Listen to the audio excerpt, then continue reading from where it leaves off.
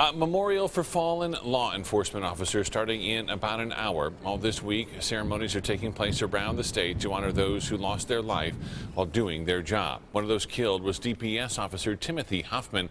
He lost his life exactly 1 year ago tomorrow after getting hit by a truck driver. ABC 15's Navita Forghani spoke to his family, and Navita, they're taking action in hopes to stop the number of tragedies from growing.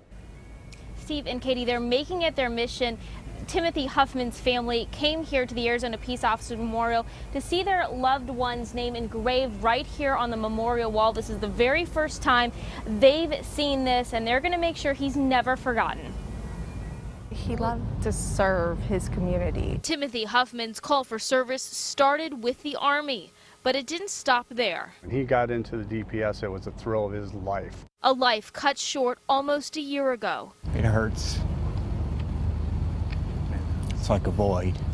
It's been really tough. Tammy Huffman remembers the day she learned her brother-in-law died in the line of duty. There's been a really bad accident. Investigators say he was killed by a distracted driver, allegedly using his cell phone while behind the wheel of a semi-truck. Officer Huffman was 47. This is just senseless. Should not have happened. A life taken away, leaving only cherished memories. See a picture and it takes you back to that moment, and to know that those moments aren't going to happen anymore. But now the Huffmans have a public reminder of the sacrifice this 14-year DPS veteran made. Sad,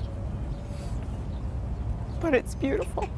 He joins the long list of Arizona officers killed in the line of duty. If we can impact one driver and make them think, it's one life that we can save. And they're looking for distracted drivers, I want to get out and show him a picture of my brother. making Timothy Huffman a symbol of what could happen if you take your eyes off the road.